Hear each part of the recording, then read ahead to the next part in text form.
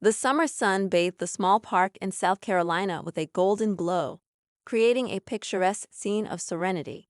10-year-old Michael Jackson sprinted across the grassy field, his laughter blending with the excited barks of his German shepherd, Rambo. The boy's bright red shirt was easy to spot as he tossed a frisbee high into the air, watching with wide-eyed anticipation as Rambo leaped effortlessly to catch it. The dog's sleek black and tan coat glistened under the sunlight, and his tail wagged like a metronome, reflecting the pure joy he shared with his young companion. For Michael, Rambo wasn't just a pet. He was a best friend, a confidant, and a protector. Since his father, Daniel Jackson, had gifted him the pup on his 7th birthday, their bond had grown unbreakable. Daniel, an FBI agent, often worked long hours, leaving Michael with plenty of time to forge this special connection. Despite living in a predominantly white neighborhood where people rarely pried into their lives, Michael found solace and companionship in Rambo. That peaceful bond was shattered one fateful afternoon when Officer Bradley arrived at the park. The towering policeman, with his crisp uniform and cold demeanor, instantly altered the atmosphere. His gaze swept across the field like a searchlight until it landed on Rambo. His suspicion was palpable, his rigid posture adding weight to his unspoken accusations. Michael, still clutching the frisbee, froze as the officer approached. Bradley's voice cut through the cheerful sounds of the park. "Whose dog is this?" he demanded, his tone sharp and unyielding. Michael's heart pounded in his chest, but he mustered the courage to reply politely, "He's mine, sir." The officer's eyes narrowed, his tone laced with disbelief. "A dog like this? You can't afford it. Did you steal him?" The words hit Michael like a punch to the stomach. He shook his head vehemently. "No, sir, I didn't steal him. He's my dog, I swear." But Bradley wasn't listening. Without further explanation, he grabbed Rambo's leash. Michael's hands clung desperately to it, his small fingers trembling as tears streamed down his cheeks. "Please," he begged, his voice cracking. "Don't take him. He's my best friend." Ignoring the boy's pleas, Bradley hauled Rambo toward his squad car. The shepherd looked back at Michael, his confused, sorrowful eyes burning into the boy's memory. The sight of Rambo being forced into the car, his tail no longer wagging, shattered Michael's heart. He stood frozen in place, tears flowing freely as the car disappeared down the street. Michael burst into his house, his face wet with tears and his voice barely audible through his sobs. "They took Rambo," he cried, collapsing into his father's arms. His emotions were raw, his words tangled as he tried to explain the events at the park. Daniel Jackson, a man known for his calm and collected demeanor, felt a surge of anger unlike anything he had ever experienced. He held his son tightly, his hand gently stroking Michael's back in an attempt to calm him. "Michael," Daniel said, his voice low and steady, "don't worry, we're going to fix this." The promise in Daniel's voice held a weight that Michael hadn't heard before. This wasn't just about a dog, it was about something deeper, an injustice that Daniel could not and would not ignore. Leaving Michael in the care of his mother, Daniel disappeared into his study and began making calls. His tone remained measured, but an undercurrent of steel ran through every word he spoke. By evening, Daniel had pieced together the truth. Bradley had filed a report falsely claiming that Rambo was a stray, and the dog had been taken to the local animal pound. The blatant fabrication stoked a fire in Daniel that had been simmering all afternoon. As an FBI agent, he had seen his share of prejudice, but this hit far too close to home. His son's tears and the betrayal of Rambo's trust were etched into his mind as he planned his next move. The next morning, Daniel dressed in his sharpest suit, his polished shoes clicking with purpose as he entered the police station.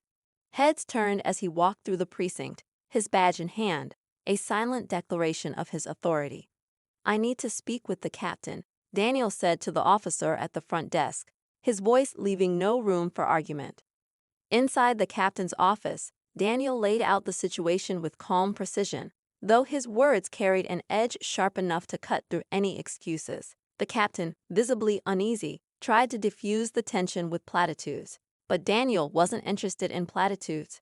"I expect my son's dog to be returned immediately," he said, his gaze unwavering.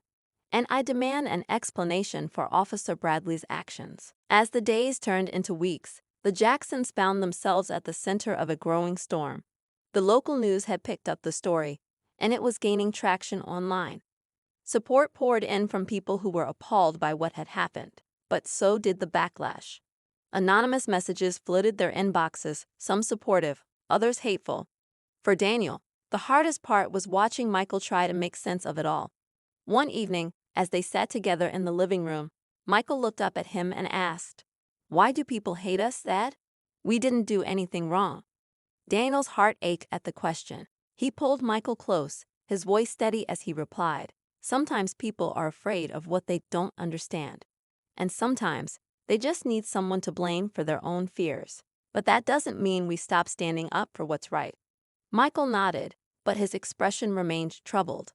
Rambo, sensing the boy's unease, rested his head on Michael's lap, offering silent comfort. Meanwhile, Officer Bradley's world was unraveling. The internal investigation had uncovered more than he had anticipated: old complaints of misconduct, reports of inappropriate behavior, and a troubling pattern of prejudice.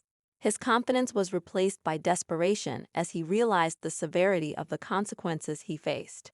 But Bradley wasn't the type to go down quietly. He began reaching out to colleagues, trying to rally support and shift the narrative in his favor.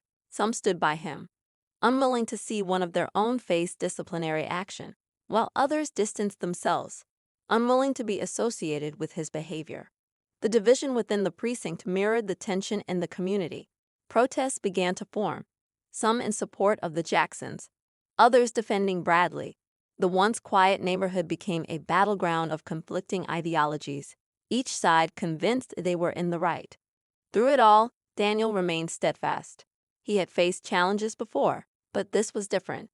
This was about his family, his son, and the future they deserved.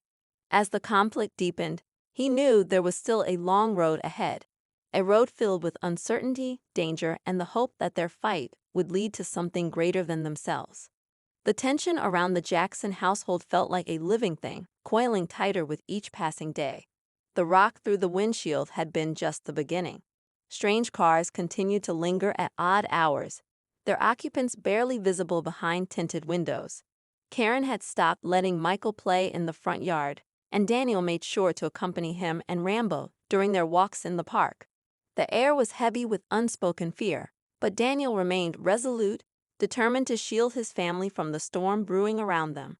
The community's divide had grown more visible. On one side, supporters gathered in front of the police station, holding signs demanding accountability and reform. On the other, a smaller group defended Officer Bradley, chanting slogans about respect for law enforcement. Each day brought fresh headlines, social media debates, and heated arguments between neighbors who once exchanged friendly waves. Michael, though young, could sense the unease. His usual laughter was subdued, replaced by a quiet watchfulness that didn't belong on a child's face. He spent more time with Rambo, often sitting in the backyard, tossing a ball for the dog, but rarely smiling. One evening, as the sun dipped below the horizon, Michael approached his father in the living room. "Dad," he said softly, his voice hesitant, "do you think they'll try to hurt Rambo again?" Daniel looked up from the stack of papers he had been reviewing, his heart sinking at the worry in his son's eyes. He reached out, pulling Michael onto the couch beside him. "Rambo is safe with us, buddy," he said firmly. "I promise you, no one is going to take him away again." Michael nodded, but Daniel could see the doubt lingering. It wasn't just about Rambo anymore. Michael was learning, far too young, how the world could be unfair and frightening. Daniel's resolve hardened. He couldn't let this be the lesson his son carried with him. The breaking point came one chilly evening. The Jacksons were sitting down to dinner when a loud knock rattled the front door. Daniel exchanged a glance with Karen before rising to answer it, his steps measured but cautious.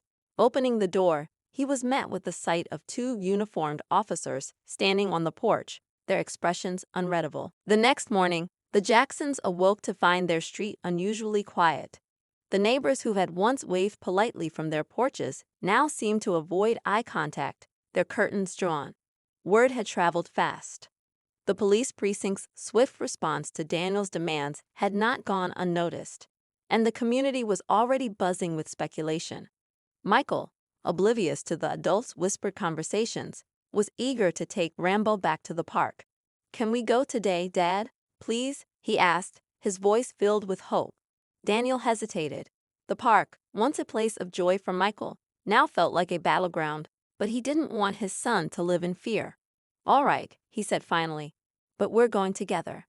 As they approached the park, Daniel couldn't shake the feeling that they were being watched. The usual chatter of families and children seemed quieter, more subdued. He noticed a few familiar faces glancing their way, their expressions unreadable. Michael, however, was too excited to notice. He ran ahead, frisbee in hand, with Rambo trotting happily beside him. As Michael and Rambo played, Daniel kept a watchful eye on his surroundings. It wasn't long before a man approached him. He was middle-aged, with a weary expression and a notebook in hand. "Mr. Jackson," he asked cautiously. Daniel tensed but nodded. "I'm Tom Greer, a reporter for the local paper. I'd like to talk to you about what happened with your son and Officer Bradley." Daniel glanced toward Michael, who was engrossed in his game with Rambo. "This isn't a good time," he said firmly. "I understand," Tom said quickly, lowering his voice. "But this story, it's important. People need to know what's happening in their own community. This could be a chance to make a difference." Daniel studied the man for a moment. He didn't seem like the type to sensationalize or twist the truth, but Daniel's protective instincts flared nonetheless. "I'll think about it," he said finally, turning his attention back to Michael. That evening, Daniel's internal conflict grew. Part of him wanted to shield his family from any further scrutiny, but another part felt a responsibility to speak out. The events of the past few days were bigger than them. They were a reflection of a system that needed to change. Meanwhile, Officer Bradley was facing his own reckoning. News of Daniel's involvement with the FBI had sent shockwaves through the precinct, and Bradley's once confident demeanor had crumbled. He had been placed on administrative leave pending an internal investigation, but the mounting pressure was taking its toll. Whispers of his actions had spread beyond the station, reaching the ears of community leaders and activists who were demanding accountability. Despite the official investigation, Bradley's frustration festered. In his mind, he had been the victim of overreaction, his actions blown out of proportion by a man with too much power. That resentment grew into something darker, and Daniel's decision to potentially go public with the story only fueled the tension. One evening, as Daniel was returning home from a late meeting, he noticed a car idling near his driveway. The headlights flicked off as he approached, and the vehicle sped away into the night. Daniel's instincts kicked in, and he made a mental note of the make and model. Something wasn't right. Karen noticed his unease as he stepped inside. "What's wrong?" she asked, her voice filled with concern. "Probably nothing," Daniel said, forcing a smile, but the feeling lingered, gnawing at the edges of his thoughts. The following days brought a mix of support and hostility from the community. Some neighbors stopped by to express their sympathy, while others avoided the Jacksons altogether. Daniel remained steadfast, focusing on his family and the investigation into Bradley's conduct. But as the tension in the community grew, so did Daniel's resolve. He knew the fight wasn't over. The cracks in the system were becoming more apparent, and this was just the beginning of a much larger battle. What he didn't know was how far some would go to silence him, and what it would cost to see justice through to the end. The days that followed were anything but ordinary for the Jackson family. The house seemed to hold its breath, as though it knew the calm was only temporary. Daniel's instincts were sharper than ever. He had spent years in high-pressure situations as an FBI agent, but this was different. This time, it was personal. Michael, thankfully, seemed to bounce back to his usual self. He and Rambo had returned to their familiar routine of playing in the backyard after school, the boys' laughter carrying through the neighborhood. But Daniel noticed subtle changes. Michael flinched when strangers approached, and he stayed closer to home, hesitant to venture too far even with Rambo by his side. It was a quiet reminder of the lasting impact the incident had left on his young heart. Karen, meanwhile, had taken to staying by the window more often, her eyes scanning the street with a vigilance Daniel recognized all too well. She didn't say it, but he knew she shared his unease. The car that had lingered outside their house, the whispers from some of their neighbors, none of it felt like coincidence. They were being watched, and it wasn't just idle curiosity. One afternoon, a knock at the door interrupted the relative stillness of their home. Daniel answered to find Tom Greer, the reporter from the park, standing on the porch. He looked slightly disheveled, as though he had been rushing. "Mr. Jackson," Tom began, his tone urgent, "I know you said you'd think about talking, but there's something you need to see." He held up a tablet, the screen displaying a news article. The headline read, "Local officer under investigation for misconduct sparks controversy." Below it was a photo of Officer Bradley, his expression tense and defensive. "They're painting him as the victim," Tom said, stepping closer. "The precinct is pushing a narrative that he was just doing his job, and that your son's story is exaggerated. If you don't set the record straight, this might blow over without any real change." Daniel's jaw tightened as he read the article. It was exactly what he had feared, a carefully crafted version of events designed to deflect blame and protect the institution. He glanced at Karen, who had come to stand behind him. She gave him a small, encouraging nod. "All right," Daniel said finally. "Let's talk." Tom wasted no time setting up his recording equipment in the living room. Michael, curious about the stranger in their home, hovered at the edge of the room with Rambo by his side. Daniel hesitated, then waved him over. "Michael," he said gently, "this man wants to help tell our story. Do you think you're ready to talk about what happened?" Michael looked at his father, then at Tom, before giving a small nod. "If it'll help, Rambo," he said softly. As the interview began, Daniel recounted the events with a calm precision that belied the anger simmering beneath the surface. He spoke of Michael's bond with Rambo, the day at the park, and the blatant prejudice that had led to the dog's wrongful seizure. Michael added his perspective, his voice steady but tinged with sadness as he described how helpless he had felt. When it was over, Tom packed up his equipment and promised to handle the story with care. "This isn't just about your family," he said. "It's about the bigger picture. People need to see what's really going on." But not everyone wanted the bigger picture to come to light. That night, as the Jacksons sat down for dinner, a loud crash shattered the quiet. Daniel sprang to his feet, his training kicking in as he grabbed a flashlight and rushed outside. Karen followed close behind, her phone ready to call for help. In the driveway, they found the source of the noise. A rock had been thrown through the windshield of Daniel's car. Attached to it was a note scrawled in messy handwriting. "Stay quiet, or else." Karen gasped, her hand flying to her mouth, but Daniel remained stoic. He turned the flashlight toward the street, scanning for any sign of movement. The street was empty, the shadows thick and unyielding. The next morning, Daniel contacted the local police to report the incident, but his confidence in their response was low. He knew better than most how easily cases like this could be dismissed or deprioritized.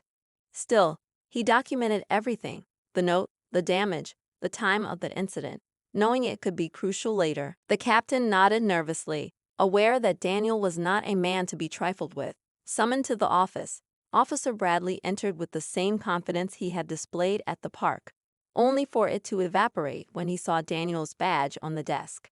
His face turned pale, and his words stumbled as he attempted to justify his actions.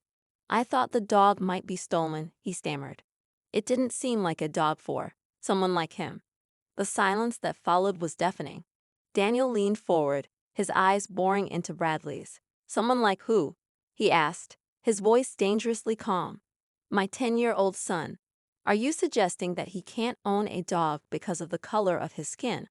Bradley's excuses faltered under the weight of Daniel's scrutiny. The room seemed to shrink as Daniel stood, his presence commanding. "You have one chance to make this right," he said. "Return the dog immediately, and I'll consider handling this internally. If not, I'll ensure that this precinct faces a full investigation for racial misconduct." The captain sprang into action, barking orders to have Rambo released from the pound. But Daniel wasn't done. "This isn't enough," he said firmly. "I expect a formal apology for my son, a full review of Officer Bradley's actions, and mandatory bias training for the entire precinct. This will not happen to another child." As the officers scrambled to comply, Daniel's words echoed in the captain's mind. Accountability was no longer optional. Back at home, Michael paced the living room, his small fists clenching and unclenching as he imagined Rambo alone and scared. When the door finally opened and Rambo skittered inside, tail wagging furiously, Michael fell to his knees, tears of joy streaming down his face as he embraced his best friend. But this wasn't the end of their story. As the news of the incident spread through the community, it sparked conversations that many had avoided for too long. Prejudice had been exposed, and change was on the horizon. Yet, for the Jackson family, the fight for justice was far from over. The buzz of excitement from Rambo's return slowly settled in the Jackson household, but the lingering tension was far from resolved.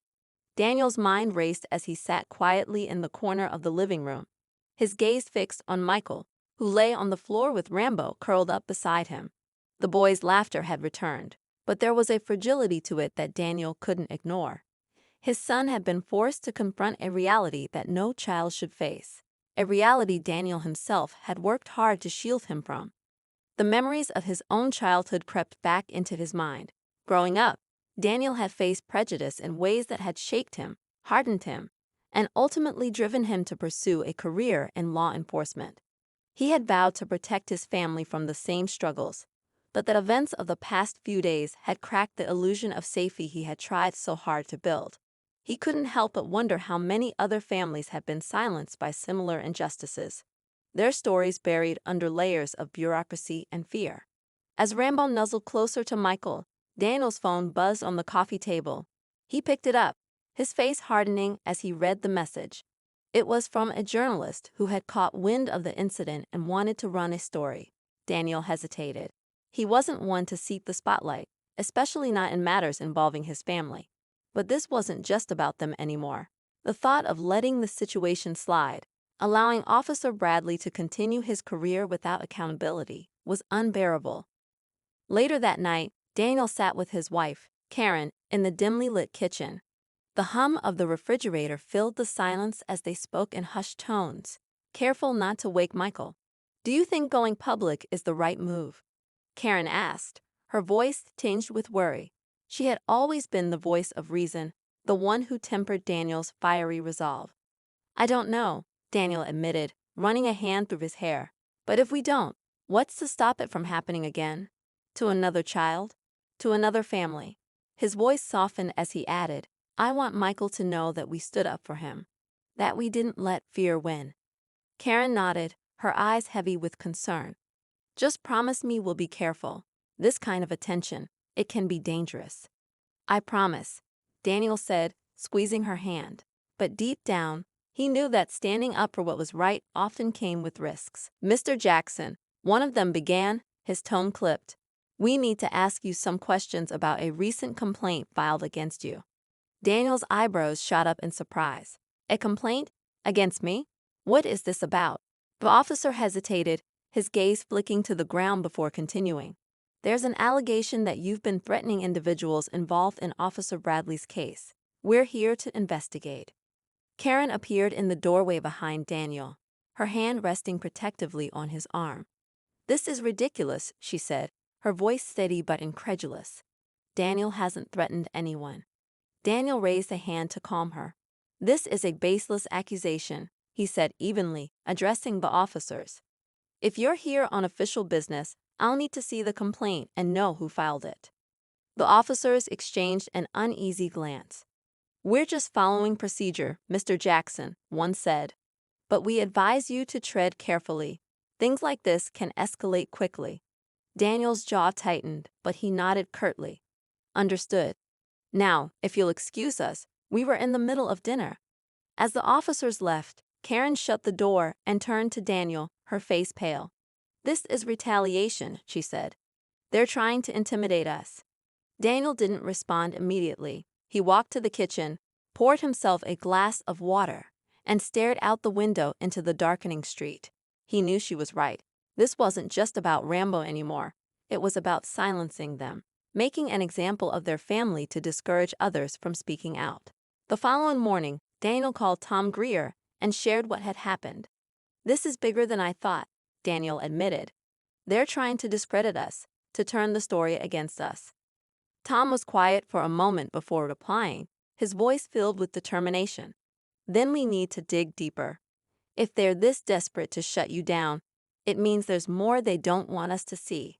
Let me handle this." As Tom began his investigation, Daniel focused on keeping his family safe. He installed new security cameras around the house and changed their routines to make them less predictable. Michael noticed the changes and asked questions, his young mind piecing together the fragments of danger that surrounded them. At school, Michael overheard whispers from classmates whose parents had taken sides in the controversy. Some kids asked him awkward questions, while others avoided him altogether. One afternoon, as he sat alone on the playground, a girl from his class approached him hesitantly. "My dad says what happened to you wasn't fair," she said, sitting down beside him. "I think Rambo's lucky to have you." Michael managed a small smile, her words offering a brief moment of relief in the chaos. But as he walked home that day, he couldn't shake the feeling that things would never return to normal. Meanwhile, Tom's investigation uncovered troubling details. He found records of complaints against Officer Bradley that had been quietly dismissed, as well as evidence suggesting a culture of complacency within the precinct. When Tom shared his findings with Daniel, they both knew they were on the verge of something explosive. But the closer they got to the truth, the more the pressure intensified. Anonymous threats became more frequent, and one evening, Daniel returned home to find the words "Keep Quiet" spray-painted across their front fence. It was a blatant message, but it only fueled Daniel's determination. Karen stood beside him, her expression a mix of fear and resolve. "We can't back down," she said quietly. "Not now." Daniel nodded, his gaze steely. "We won't," he said. "This isn't just about us anymore.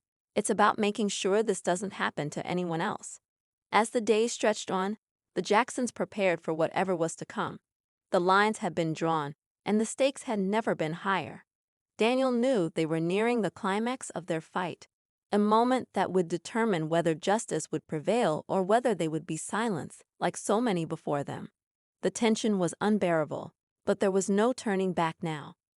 The spray-painted words on the fence weren't just a threat. They were a chilling reminder of how far some people would go to protect the status quo. Daniel stared at the defaced wood for a long moment, his mind racing. Karen stood silently beside him, her arms crossed tightly as though she could shield herself from the weight of it all. Inside the house, Michael watched from the window, his face pale and drawn. He was too young to understand all the complexities, but he knew enough to feel the fear his parents were trying to hide. The next day, Daniel decided it was time to escalate his own efforts. He called Tom, his voice steady but edged with urgency. "We need to move faster. Whoever's behind this isn't just trying to scare us. They're trying to shut us down entirely." Tom agreed. "I've been digging deeper, and I found something that might explain the pushback, but it's sensitive. I'll need to meet you in person." They arranged to meet at a diner on the outskirts of town, far enough from prying eyes. Daniel arrived first, his sharp suit replaced with casual clothes to avoid drawing attention. When Tom walked in, his expression was serious, and he carried a worn leather briefcase. After ordering coffee, he opened it and slid a stack of papers across the table. "What is this?" Daniel asked, his eyes scanning the documents. "It's not just Bradley," Tom said grimly.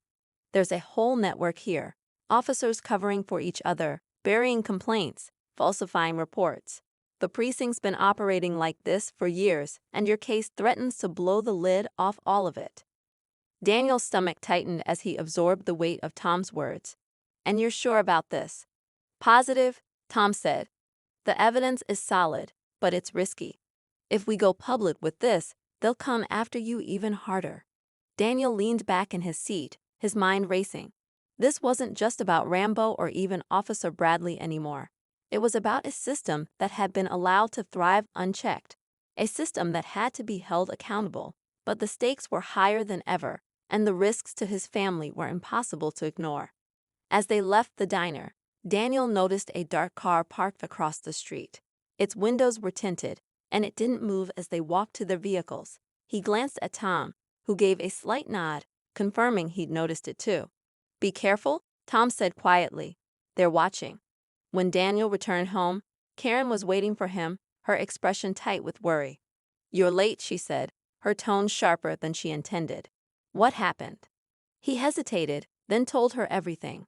As he spoke, her face shifted from fear to anger. So this isn't just about us, she said. It's about protecting everyone they've hurt. Daniel nodded. But it means we're in more danger than ever. We need to be prepared. That night, as the family tried to settle into a semblance of normalcy, there was a sudden loud crash from outside. Daniel was on his feet in an instant, his heart pounding. He grabbed a flashlight and stepped cautiously onto the porch, Karen close behind him. The sight that greeted them made Karen gasp. A brick lay shattered on the front steps, and attached to it was a note scrawled in bold, angry letters. Back OFF. Daniel picked up the note, his jaw tightening. He turned to Karen, who looked pale but resolute. We can't let this stop us, she said. But we need help. The next morning, Daniel reached out to a trusted colleague at the FBI. Agent Simmons had been a mentor to him early in his career and was someone Daniel knew he could count on. When Simmons arrived at the Jackson home later that day, he listened intently as Daniel laid out the situation. This is bigger than you, Daniel, Simmons said finally. You're dealing with people who won't hesitate to cross lines. But you're not alone in this. Let's bring the Bureau in officially. For the first time in days, Daniel felt a glimmer of relief. But as Simmons began making calls and gathering resources, another twist emerged. A news report flashed on the television, catching everyone's attention. The local station was running a segment featuring Officer Bradley, who claimed he had acted out of concern for Rambo's welfare, suggesting the Jacksons had been neglectful of the dog. The fabricated story painted Daniel and his family in a negative light, twisting public opinion. Karen turned off the TV in disgust. They're trying to turn this into a smear campaign, she said. We can't let them get away with this. Daniel nodded, his jaw clenched. It's all they have left, he said. If they can't intimidate us into silence, they'll try to destroy our credibility. The next few days were a whirlwind of activity. Simmons helped Daniel coordinate with other FBI agents to gather more evidence, while Tom worked tirelessly to compile a comprehensive report. Meanwhile, Karen reached out to local activists and community leaders, rallying support and ensuring their side of the story was heard. But the threats continued. Late one night, Daniel's phone buzzed with an anonymous message. You don't know what you're up against. Drop this, or else. He showed the message to Simmons, who frowned.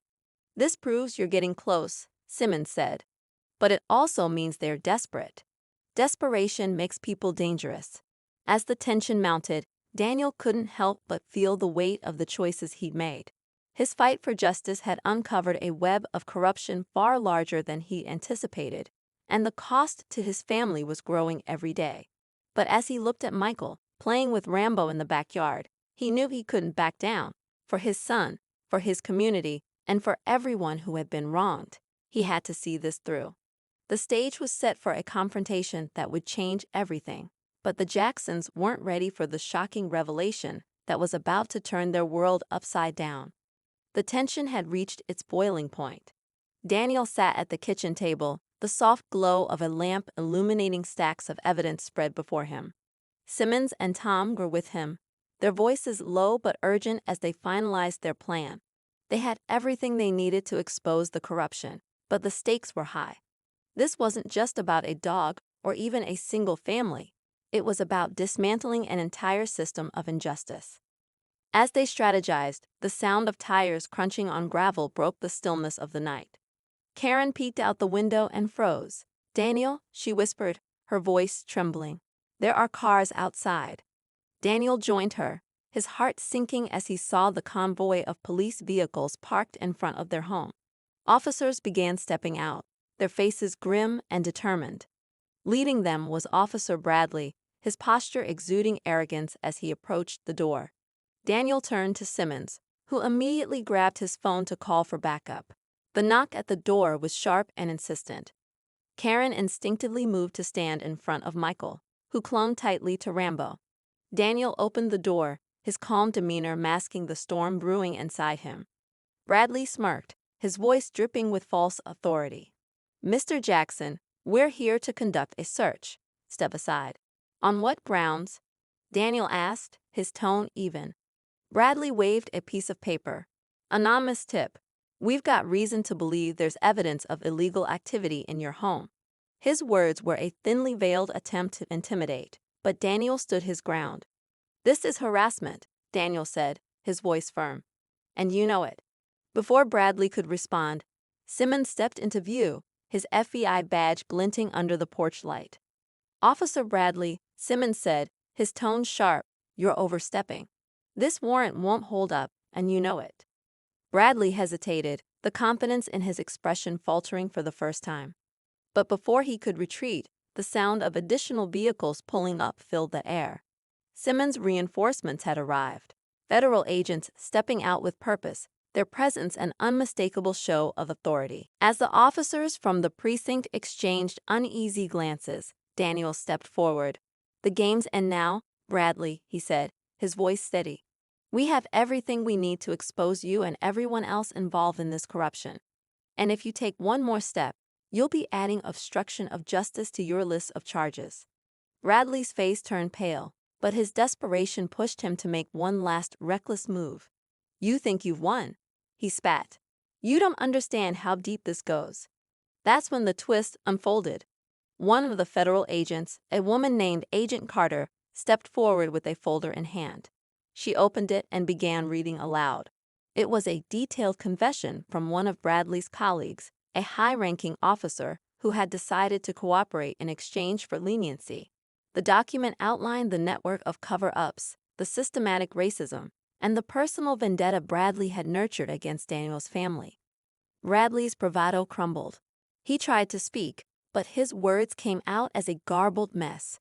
The officers behind him began retreating, their loyalty to him dissolving as the truth was laid bare. Bradley was handcuffed on the spot, his protests drowned out by the weight of his own actions coming back to haunt him. Inside the house, Michael watched as the scene unfolded. His young mind struggled to comprehend the complexities, but he understood one thing clearly: his father's unwavering courage had made this moment possible. He hugged Rambo tightly, the dog's presence a source of comfort and strength. The fallout was swift. The precinct underwent a complete overhaul, with several officers resigning or being terminated. The media swarmed the story, and Daniel became a reluctant but powerful symbol of justice and resilience. Michael's ordeal and the fight for Rambo had not only brought a family closer together, but had also sparked meaningful change in a community long overdue for accountability. But the final twist came days later. As Daniel was sorting through paperwork, he received an anonymous letter in the mail. Inside was a single sentence written in bold letters. Asterisk, "This isn't over." Asterisk, it was a chilling reminder that the fight for justice was ongoing. And while one battle had been won, the war against prejudice and corruption was far from finished. Daniel folded the letter and placed it in a drawer, his resolve stronger than ever. He knew that his family's story was just one chapter in a much larger narrative, but he was ready to keep fighting for Michael, for Rambo, for everyone who deserved better.